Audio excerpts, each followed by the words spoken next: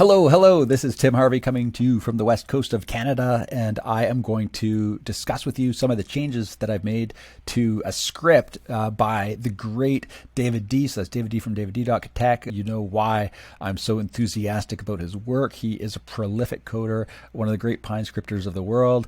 I love watching his videos where he scripts and fast forward, and then you see what comes out of it all. What a guy. And he is the creator of this great Optimiser. What a thing this is. The amount of work that this saves all of us from.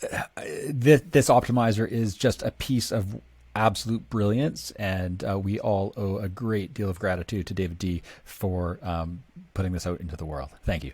Okay, anyways, down to business. So I joined the group. I haven't really interacted with a lot of you. I'm a busy guy. I got a family, and you know that's just life. But I do want to say that what a great community. The things that are being done here, the people pulling together, helping one another out is huge. So in the spirit of that, I wanted to dive into one of the open source scripts, and then just give it back to the community. Now, so here we go. I pulled it up and I optimized. You know, I put this through the tumbler of the Optimiser, and this is kind of what I came out with over time on the 1 hour of BTC USD on Coinbase. I came out with some results which did okay in here's the buy and hold in the Bitcoin bull run. This is going back, it's on deep back testing back to 2018. Okay, so this one did okay, and then it's been in this long protracted decline. So what this tells me is that the Optimiser sort of favored results on the bullish side, which makes absolute sense because Bitcoin is predominantly bullish over time. Sentiments going up are different than sentiments going down, and they're not equal. If they were perfectly equal, then this should perform equally well when you have one set of variables that governs both sides. But that's not the case. So the first change I wanted to make was I wanted to take these variables and duplicate them. And so that they would run, and I could have a unique set running for the longs and a unique set running for the shorts, and then optimize each one to each side, and then see how that impacted the performance of the whole. Let's take a look. So here we go. We can see right here, we got the direction filter. We've got our long side variables, our short side variables, and then I've got your long trade trending days and your short trade trending days. We can look at just the long only. Here we go. So I've optimized just for long, and the best I could do is something that's sort of flatlined through the bear market. Now you want the losses to be mitigated by gains on the short side. So we did the best we could there. Short only. We got not anything as impressive, but we do see that when the bear market came, we got gains. Right?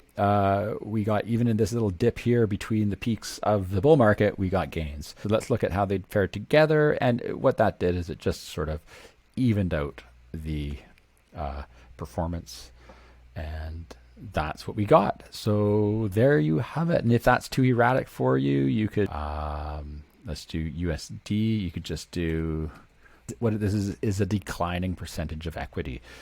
So you get a gradual flattening off, but also a gradual reduction of drawdown. Anyways, there's lots of ways to handle your risk management and your position sizing, but that's not the point of this discussion. The point of this discussion was merely to say I love the work of the guru himself, David D., but I also really like granular control. Maybe you've got that in your many scripts now. I haven't looked at them all. I'm new here. But I just wanted to dive in here and add a bit of granular control, and that's what I've done. And I haven't, really changed much, except let's count it off. I've added a direction filter. I've added unique variables to the long and the short side. I've also added something that I didn't mention, which is I've asked the script to always, before it opens a trade, to check if there's an opposite trade open.